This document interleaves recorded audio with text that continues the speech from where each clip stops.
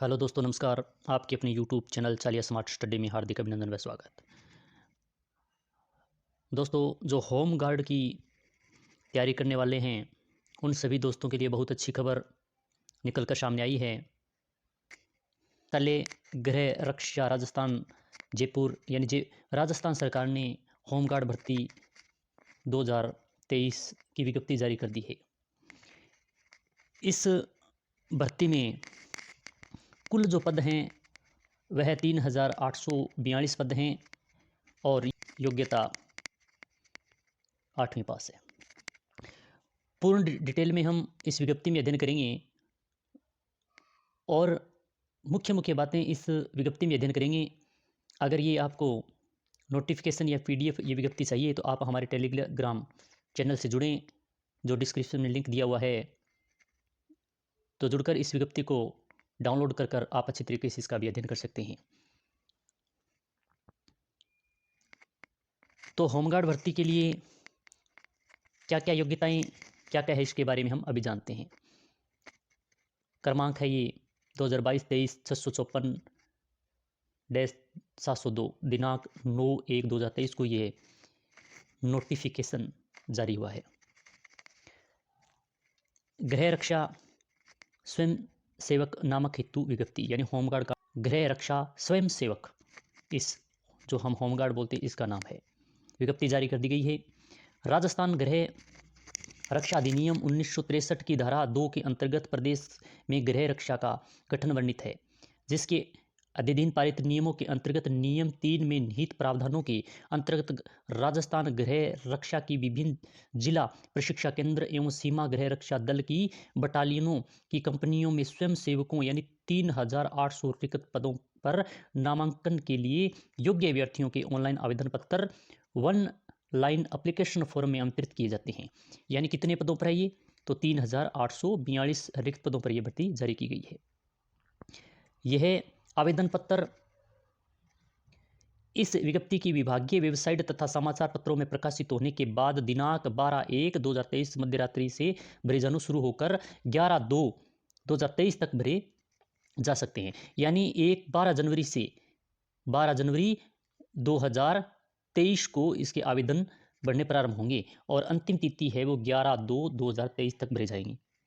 जो अभ्यर्थी इस भर्ती परीक्षा में आवेदन करना चाहता है वो 11/2 यानी 11 तारीख दूसरे महीने तक आवेदन कर देवें। नामांकन प्रक्रिया के प्रारंभ करने या प्रवेश पत्र जारी करने संबंध में सूचना प्रत्यक्ष से समाचार पत्रों विभागीय वेबसाइट में उपलब्ध कराई जाएगी।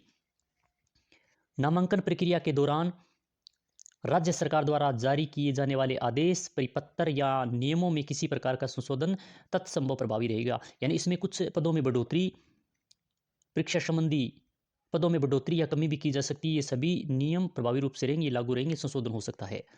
आवेदकों को सलाह दी जाती है कि ऑनलाइन आवेदन अंतिम दिनांक 11/2/2023 का इंतजार किए बिना समय सीमा में ऑनलाइन आवेदन कर दें। यानी जो होमगार्ड भर्ती परीक्षा में आवेदन करना चाहता है तो वो अंतिम तिथि है 11 फरवरी 2023। तो इसका इंतजार नहीं करें। अभी जो 12 जनवरी से फार्म प्रारंभ होंगे तो तत्काल प्रभाव से फार्म भरने वाले विद्यार्थी फार्म भर देंगे। अब है आवेदन प्रक्रिया, फार्म कैसे भरना है। नामांकन हेतु आवेदन पत्र लाइन एप्लीकेशन फॉर्म लिए जाएंगे। इस हेतु आवेदक का SSO ID उपलब्ध होना चाहिए। यानी SSO ID जो बनी हुई है उसी पर फार्म भरे जाएंगे। अगर आवेदक का SSO ID नहीं है तो वह ssrajasthan.government.in पर SSO ID बना सकता है, अथवा SSO ID ई-मित्र या कियोस्क पर भी निःशुल्क बनवाई जा सकती है। SSO ID आवेदक को ऑनलाइन आवेदन करने के समय ई-मित्र को कुछ उपलब्ध कराना अनावश्यक है। यानी आवेदन कैसे करना है, तो जो विद्यार्थी आवेदन करना चाहता है वो SSO ID अगर बनी हुई है, अगर नहीं बनी हुई है तो ई-मित्र से जाकर बनवा लेंगे। उसी SSO ID के माध्यम से फार्म भरे जाएंगे और फार्म की तारीख, फार्म भरने की दिनांक है 12/1/2023 से फार्म प्रारंभ है। किसी भी आवेदक द्वारा ऑनलाइन आवेदन फॉर्म लाइन एप्लीकेशन नियमानुसार भरा जाना है। कैसे फार्म भरना है, इनकी नियम थोड़ी ध्यान रखें।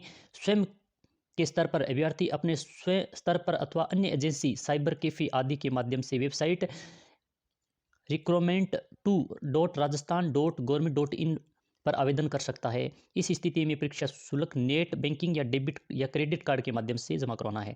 यानी परीक्षा शुल्क कैसे लगेगा, परीक्षा शुल्क कितने लगेगा, ये हम आगे अध्ययन करेंगे, अभी आगे देखेंगे। Net banking, debit card, credit card के माध्यम से पैसे कटवा सकते हैं। राज्य सरकार के अधीन संचालित ई मित्र कियोस्क के माध्यम से भी आवेदन करने पर आवेदक को आवेदन भरने एवं परीक्षा शुल्क जमा कराने हेतु ₹300 प्लस यानी 18% GST संबंधी ई मित्र कियोस्कों को सेवा शुल्क के रूप में दे होगा, जिसकी कियोस्कों द्वारा रसीद भी दी जाएगी। ये आवेदन भरने की कुछ नियम दिए गए हैं। इसको आप अगर हम लगातार वीडियो में बताएंगे तो लंबा वीडियो कम से कम घंटा आधे घंटा का हो जाएगा, इसलिए आप इनका अध्ययन हमारे टेलीग्राम ज्वाइन कर उस पर ये नोटिफिकेशन डाउनलोड कर लें और देख सकते हैं हम मुख्य मुख्य चीज़ें हैं वो आपको भी इस भर्ती में बता रहे हैं। फार्म ई मित्र के द्वारा परीक्षा शुल्क कितना लगेगा ये देख लेते हैं। परीक्षा शुल्क यानी सामान्य अन्य पिछड़ा वर्ग आवेदकों यानी सामान्य वर्ग के विद्यार्थी या OBC वर्ग के विद्यार्थी उनके लिए ₹250 परीक्षा शुल्क है।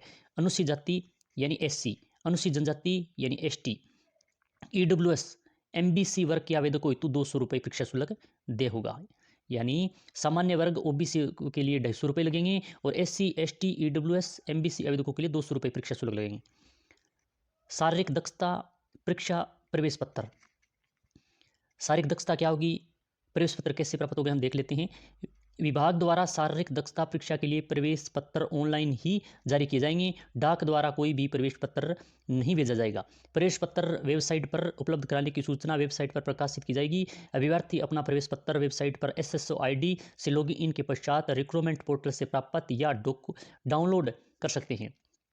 प्रवेश पत्र संबंधी सूचना अभ्यर्थी की ईमेल ID एवं मोबाइल नंबर पर भेज दी जाएगी। जैसे ही प्रवेश पत्र शारीरिक दक्षता का डाउनलोड होगा, प्राप्त होगा, तो आपको SSO ID के माध्यम से या ईमेल ID के माध्यम से या फिर मोबाइल नंबर के माध्यम से आपके पास मैसेज आ जाएगा और डाउनलोड कर लेंगे। नामांकन हेतु रिक्त पद। विभिन्न इकाइयों में कुल नामांकन किए जाने वाले स्वयं सेवकों की संख्या एवं वर्गवार पदों की गणना निम्न प्रकार से है। यानी यह शहरी गृह रक्षा नॉन TSP स्वयं सेवकों के वर्गवार श्रेणीवार रिक्त पदों की सूचना दी गई है। सामान्य वर्ग के लिए महिला पुरुष के कितने पद हैं, अनुसूचित जाति महिला पुरुष के कितने पद, अनुसूचित जनजाति महिला पुरुष के कितने पद हैं, इनके बारे में सभी डिटेल्स इसमें बताया गया है। MBC के अन्य पिछड़ा वर्ग आर्थिक पिछड़ा वर्ग सभी के कितने कौन कौन से ज़िले में हैं ये सभी इसमें डिटेल से दिखाया गया है। ये आप PDF है वो आप टेलीग्राम से ज्वाइन कर इसमें देख सकते हैं। ये सभी जिलों के बारे में पदों का वर्गीकरण दिया हुआ है। नॉन TSP के पदों का वर्गीकरण है, पदवार श्रेणीवार दिए हुए हैं। सामान्य वर्ग, अनुसूचित जाति, अनुसूचित जनजाति, अन्य पिछड़ा वर्ग, MBC, आर्थिक रूप से पिछड़ा वर्ग सभी के कौन कौन से डिस्ट्रिक्ट, कौन कौन से साइट के अंदर कितने कितने पद, इसके बारे में डिटेल से दिखाया गया है।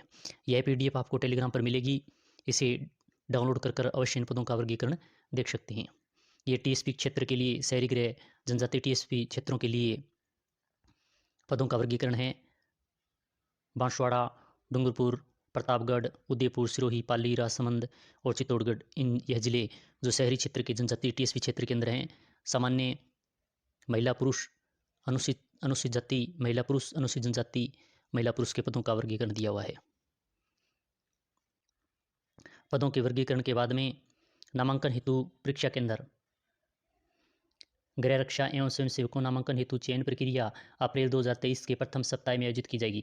यानी चयन प्रक्रिया है वो अप्रैल 2023 के अंदर प्रथम सप्ताह के अंदर की जाने की संभावना है। विभाग द्वारा उक्त नामांकन प्रक्रिया की कार्रवाई या तथा शारीरिक दक्षता परीक्षा PET यानी शारीरिक दक्षता को PET बोलते हैं, शारीरिक माप तोल परीक्षा PST एवं दस्तावेज सत्यापन इत्यादि प्रारंभ करने की सूचना का प्रकाशन समाचार पत्र एवं विभागीय वेबसाइट पर परीक्षा प्रारंभ करने की तिथि से 15 दिवस पूर्व कर दी जाएगी। विभाग द्वारा प्रत्येक अभ्यर्थी को नामांकन चयन प्रक्रिया हेतु कम से कम 7 दिवस से पूर्व प्रवेश पत्र जारी किया जाएगा, जिससे परीक्षा केंद्र का नाम, स्थान, दिनांक में का उल्लेख होगा। यह सूचना अभ्यर्थियों को उसकी ईमेल ID, मोबाइल के SMS सेवा से माध्यम से दी जाएगी। आरक्षण वर्ग का प्रावधान किया गया है कि राज्य सरकार द्वारा विभिन्न वर्गों को आरक्षण नियमानुसार दिया होगा। अनुसूचित जाति यानी SC को 16% आरक्षण है, अनुसूचित जनजाति ST को 12% आरक्षण है, अन्य पिछड़ा वर्ग को 21% है, आर्थिक रूप से कमजोर EWS को 10% है और MBC को 5% आरक्षण दिया गया है। महिलाओं को लिए भी आरक्षण की व्यवस्था की गई है। महिलाओं को विज्ञप्ति के रिक्त पदों के आधार पर 30% आरक्षण क्षतिज रूप से वर्गानुसार या कैटेगरी वाइज दिया जाएगा। आरक्षण देने के कुछ प्रावधान भी यहाँ पर दिए गए हैं। तलाकशुदा महिलाओं को चयन प्रक्रिया में किस प्रकार होगा, विवाहित महिलाओं के लिए क्या क्या है, इसका आप अध्ययन PDF के माध्यम से कर सकते हैं। भूतपूर्व सैनिकों को भी आरक्षण का प्रावधान दिया गया है। कुल रिक्त पदों में 12.5% भूतपूर्व सैनिकों का आरक्षण है। और भूतपूर्व सैनिकों का आरक्षण क्षितिज सूचना क्रमांक F518 DOP A 184 रिपोर्ट दिनांक 7/2/22 की प्रपत्र के दिनांक के अनुसार यह आरक्षण दिया जाएगा।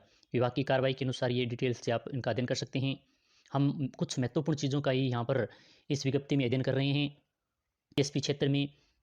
TSP क्षेत्र के अनुसूचित जाति, जनजाति एवं शहरिया जाति के लिए राज्य सरकार की अधिसूचना संख्या 13/20 क्रमांक 291 पोर्ट दिनांक 4/7/16 के प्रावधान में जिन इन क्षेत्रों में ट्राइबल सब प्लान एरिया अंतर्गत सम्मिलित किया गया है, इन पदों में अनुसूचित जनजाति हेतु 45% एवं अनुसूचित जाति हेतु 5% पद व शेष 50% आरक्षित पदों केवल स्थानीय अभ्यर्थियों के लिए आरक्षित होंगे। मानदेय की बात करें, मानदेय गृह रक्षा स्वयंसेवक कर्मचारी नहीं होता। मानदेय की बात करें तो गृह रक्षा स्वयं सेवक सरकारी कर्मचारी नहीं होता है। राज्य सरकार के अध्यादेश 1963 एवं राज्य सरकार द्वारा प्रसारित गृह रक्षा नियमावली में 1962 के तहत संचालित इस विभाग के स्वयं सेवकों को चयनित कर प्रतिशत प्रदान कर संगठित किया जाता है। गृह रक्षा विभाग के नियमों के अंतर्गत राज्य सरकार के विभिन्न विभागों की मांग एवं स्वशासी संस्था, सरकारी व गैर सरकारी उपक्रमों के स्वयं सेवकों को नियोजित किया जाता है कि जिसके लिए एक निश्चित मानदेय का प्रावधान है, जो वर्तमान में 693 रुपये प्रति दिवस होमगार्ड के तौर पर नियोजित होने पर एवं 590 रुपये प्रति दिवस चतुर्श्रेणी कर्मचारी के तौर पर नियोजित होने पर देय है। यानी होमगार्ड को प्रति दिवस 693 रुपये दे है और चतुर्थ कर्मचारी को प्रतिदिन 590 रुपये दे होंगे।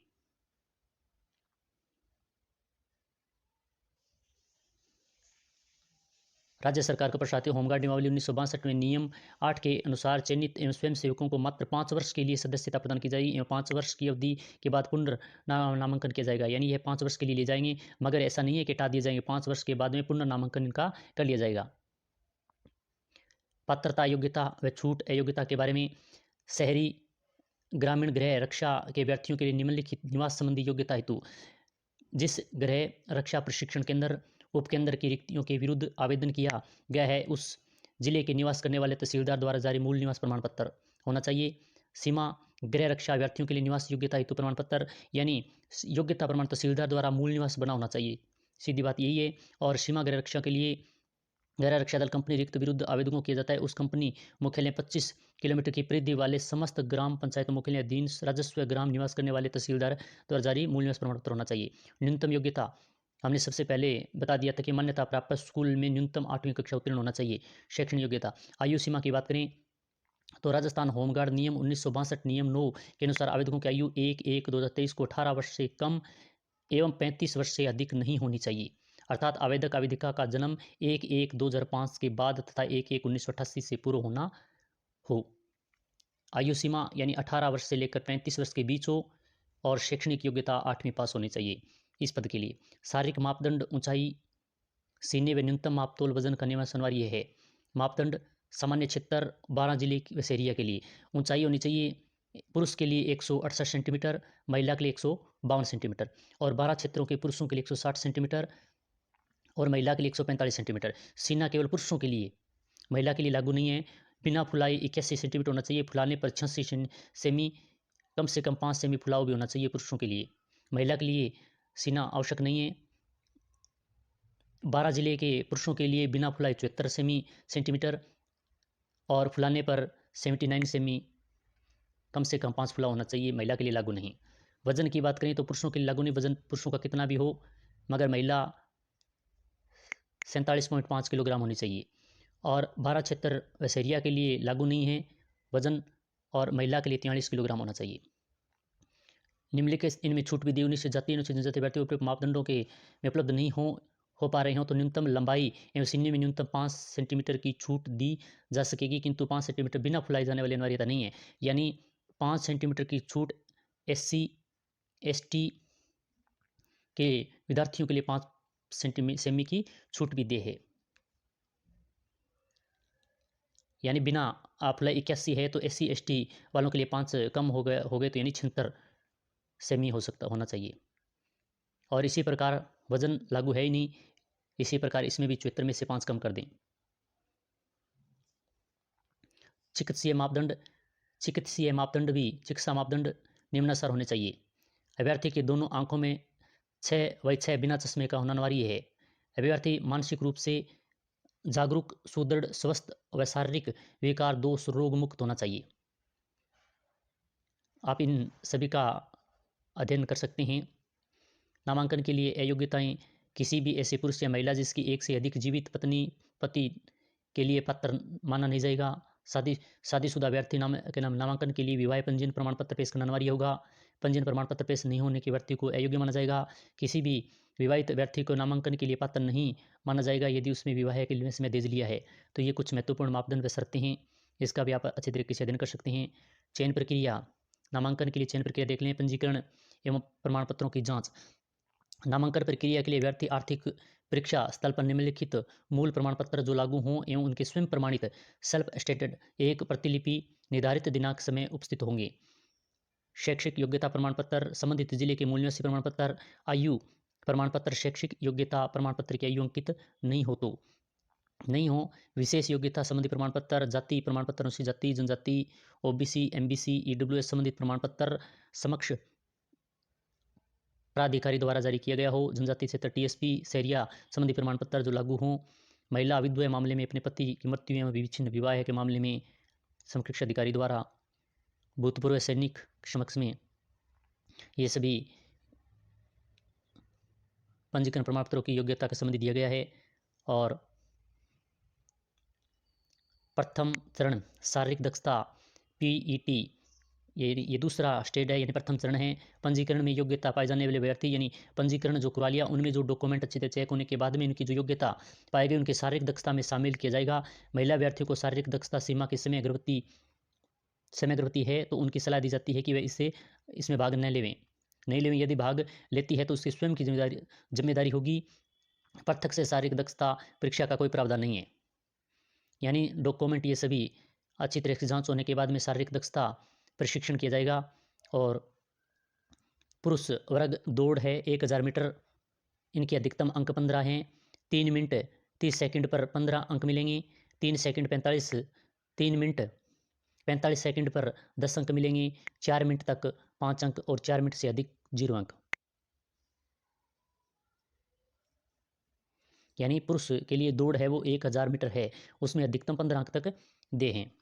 महिला वर्ग की दौड़ है वो 800 मीटर है। 3 मिनट 30 सेकंड तक दौड़ेगा उसे 15 अंक मिलेंगे। 3 मिनट 50 सेकंड तक 10 अंक और 3 मिनट 10 सेकंड 5 अंक और 4 मिनट 10 सेकंड से अधिक पर 0 अंक। इसी प्रकार से वर्ग पुरुष वर्ग चिन्हप अधिकतम 10 अंक हैं।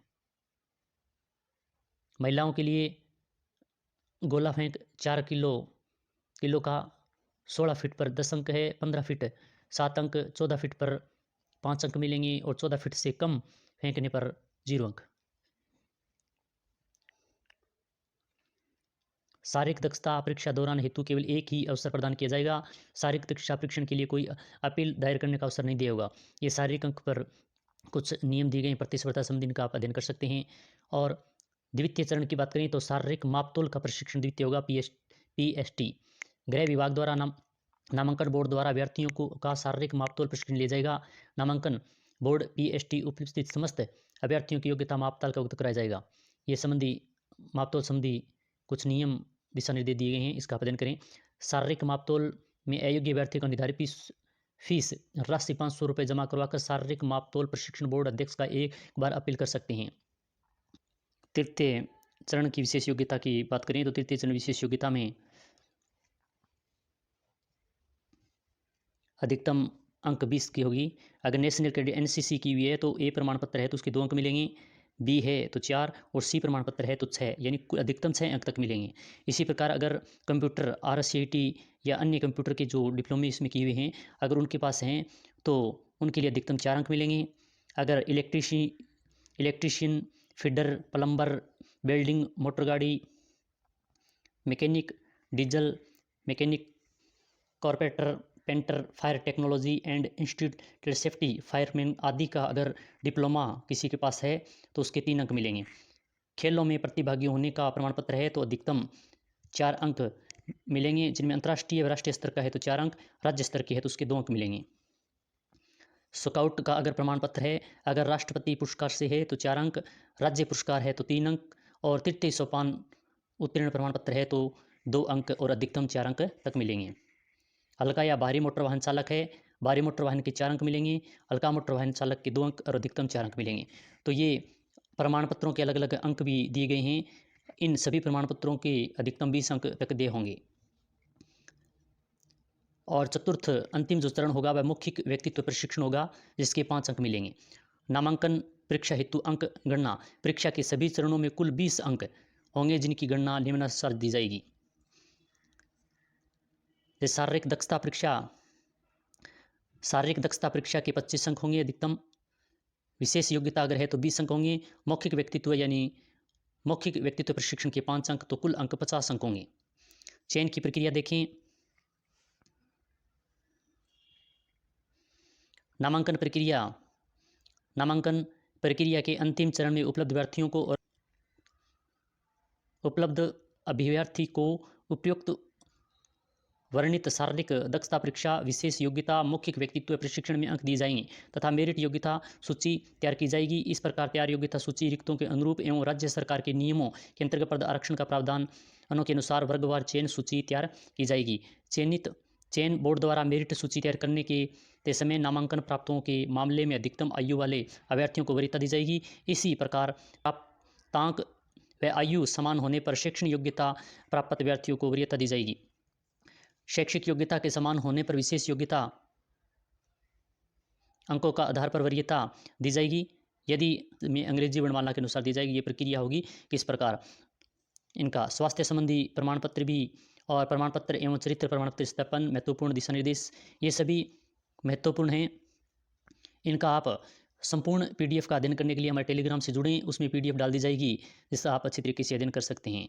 अगर यह विज्ञप्ति के बारे में आपको अच्छी तरीके से समझ में आया तो लाइक, शेयर और सब्सक्राइब कर देना, साथ ही में बेल आइकन दबा देना। जय हिंद, जय भारत।